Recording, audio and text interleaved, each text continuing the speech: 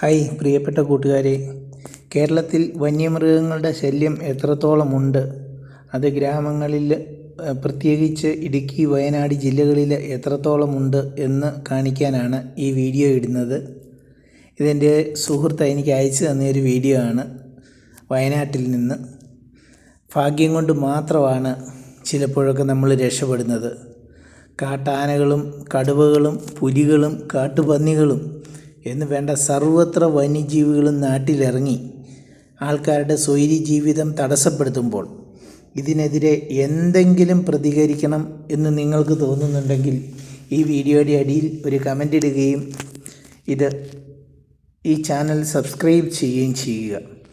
സാധാരണ കാട്ടിൽ ജീവിക്കേണ്ട മൃഗങ്ങൾ കാട്ടിലാണ് ജീവിക്കേണ്ടത്. നാട്ടിൽ ജീവിക്കുന്ന ആൾക്കാർ സ്വൈര്യമായിട്ട് ജീവിക്കണമെന്നുണ്ടെങ്കിൽ ഒന്നെങ്കിൽ കാട്ടിൽ ജീവിക്കുന്ന മൃഗങ്ങൾ പുറത്നാട്ടിലേക്ക് വരാതിരിക്കാൻ വേലി കെട്ടി തടയുകയോ, അതുപോലെ തന്നെ അധികമായിട്ട് വരുന്ന വന്യജീവികളെ പിടികൂടി വേറെ എവിടെയെങ്കിലും താമസിപ്പിക്കുകയോ അങ്ങനെയൊക്കെ ചെയ്യേണ്ട കാലം അതിക്രമിച്ചു കഴിഞ്ഞിരിക്കുന്നു.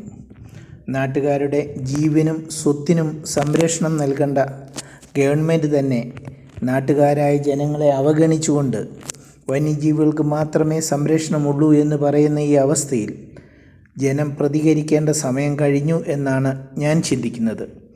എൻ്റെ ഈ ചിന്ത നിങ്ങൾക്കും കൂടി തോന്നുന്നുണ്ടെങ്കിൽ ഈ വീഡിയോയുടെ അടിയിൽ ഈ ചാനൽ സബ്സ്ക്രൈബ് ചെയ്യുകയും ഈ വീഡിയോയുടെ അടിയിൽ ഒരു കമൻ്റ് ഇടുകയും ചെയ്യുക. കാരണം എത്രയും വേഗം ഇത് അവസാനിപ്പിച്ചേ മതിയാകൂ. അതല്ലെങ്കിൽ പാവപ്പെട്ട സ്ത്രീകളുടെയും കുട്ടികളെയും ജീവനായിരിക്കും, പാവപ്പെട്ട ആൾക്കാരുടെ ജീവനായിരിക്കും നശിക്കുന്നത്. അതുകൊണ്ട് ദയവായി പ്രതികരിക്കുക.